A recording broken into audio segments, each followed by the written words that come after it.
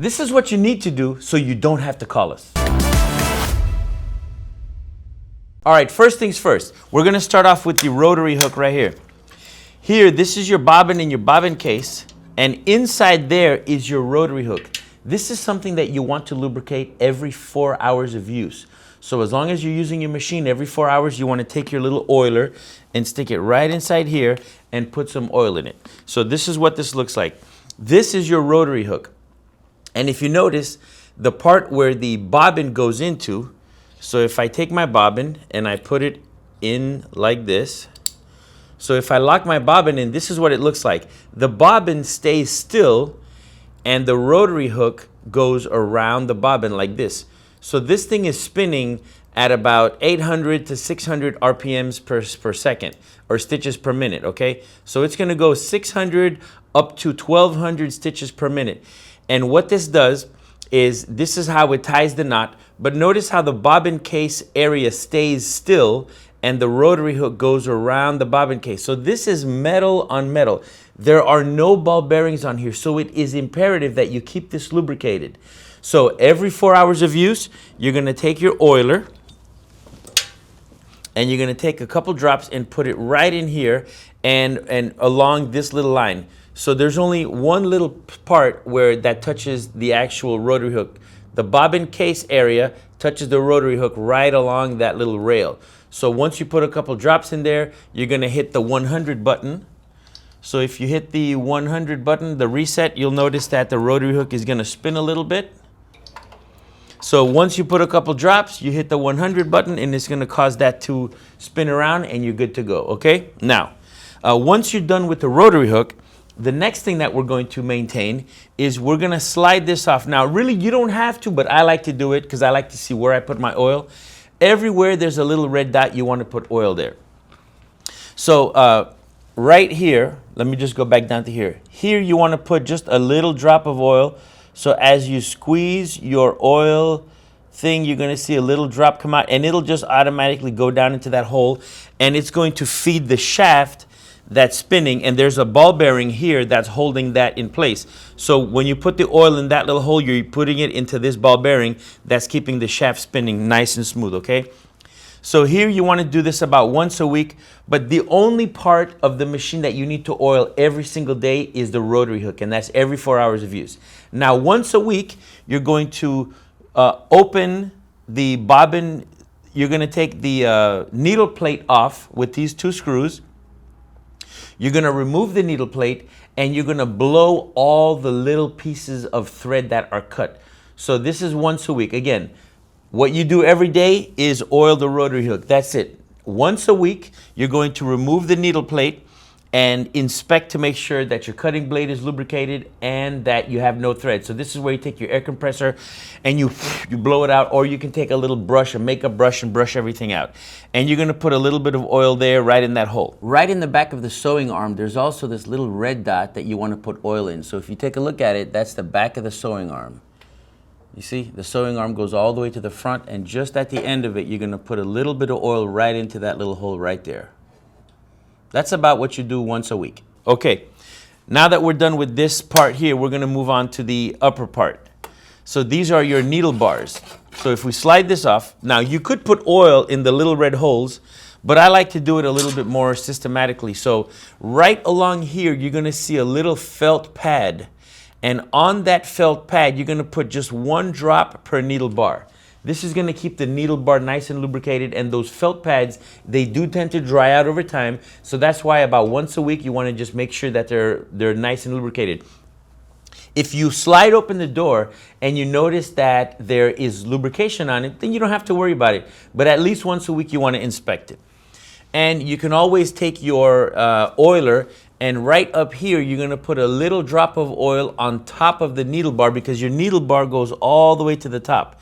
So by putting a little drop of oil, there are 2 places where the needle bar touches the chassis, which is here and right behind here. So the needle bar is also going through a part of the chassis right along the head. So by taking a little drop of oil on each needle bar, you're making sure that that whole shaft is nice and lubricated.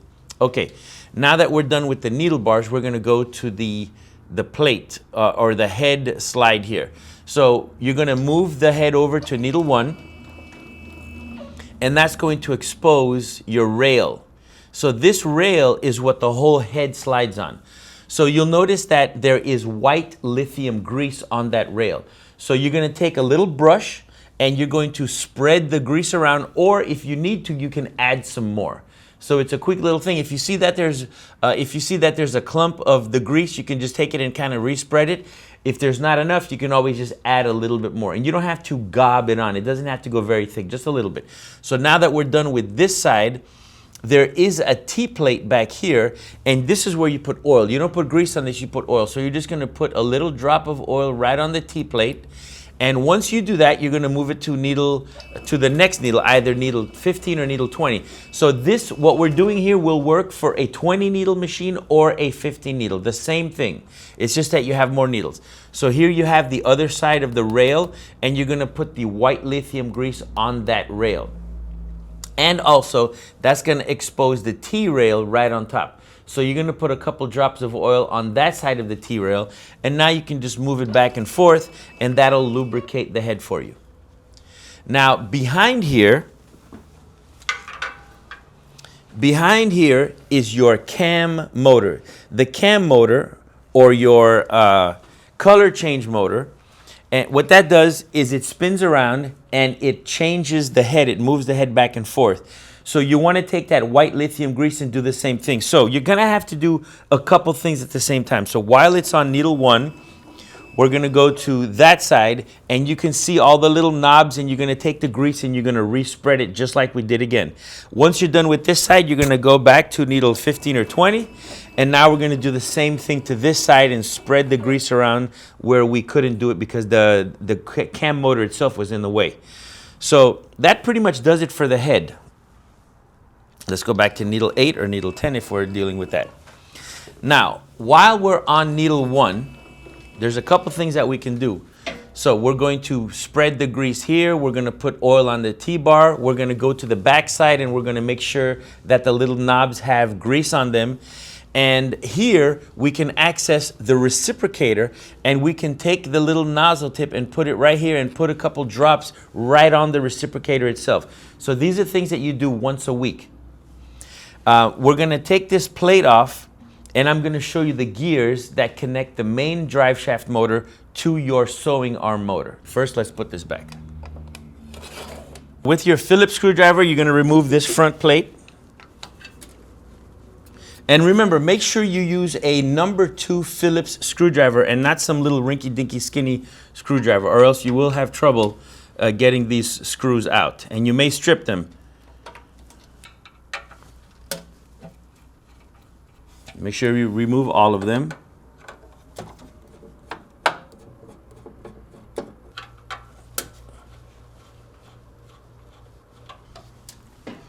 Now, what I'm doing here is what you would do once a year. This is a once a year type maintenance.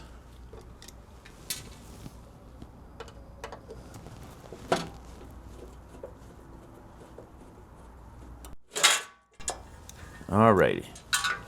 So let's slide this out. We're going to drop it down and slide it out. So right inside, right under this plate, if we were to remove this plate here, you're going to see that there's a main gear, and they both mesh. I'm going to take that off so you can see it as well.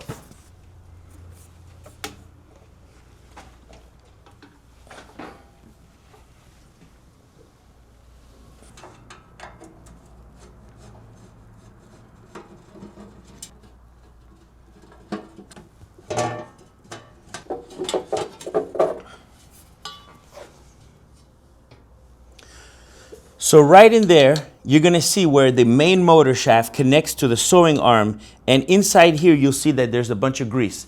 So if there is a little grease, you can add more, or you can respread it, because over time the grease displaces. So this is something that you want to check once a year. You don't have to be taking it apart. It's also a good idea to remove it just so that if there's any debris in there or dust, you can blow it out and just kind of get it nice and clean, because there are some sensors in there that you could potentially clean to make sure that they're working properly. Okay? So now that we're done with that, we're going to go over here and open this side plate. So once we remove this, this is for to check the belt, the integrity of the belt on your machine. So once a year when you're removing the back, you can also remove this plate and just check the integrity of your drive belt. This is one belt that drives your whole system, so it's important to check it out. Now when your machine is new, the belt, being that the belt is new, there's going to be a couple little pieces of the belt, and you may, this is the first time we're opening this, and if you look right here, you can see that there's a little bit of debris of the belt. This is a normal amount. If there is an excessive amount of black belt material, then you may have to adjust your belt. So you're going to have to remove this, and you can adjust the belt very easily. And we do have videos on how to do all these things. So this is just the upper portion of the belt right here, and the belt tensioner is right there. So there's a little Allen screw that you would loosen. You would loosen the Allen screw up here, and by turning this screw, it will add more tension to the belt. So once a year, you want to just open this up to make sure that you don't have an excessive amount of belt debris. You will get some, but you shouldn't have an excessive amount. So this is a good time to clean the area out, make sure it's nice and clean, so that next year when you look at it, you can see if there's a little bit more oil or more debris or less debris, depending on how often you use the machine. You just want to make sure that everything is tracking very well, okay?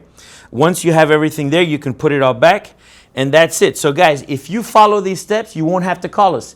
Remember, every 4 hours, you're going to lubricate the rotary hook. Every week, you're going to do your needle bars, and you're going to inspect your rail and the T-bar. And once a year, you're going to open the machine up in the back and check that little area to make sure that the drive shaft has plenty of grease. All right, guys, make sure you like, share, subscribe, and hit that notification bell so you know when we're coming out with the next great content. The next video I'm going to be making is going to be on the EM1010 and the Creator for the same type of maintenance. And if you like, make sure you leave a comment below. Let us know what you're thinking, and we can make a next video on whatever suggestions you guys have. We'll see you on the next video. And remember, keep your machines running so you don't have to give us a call.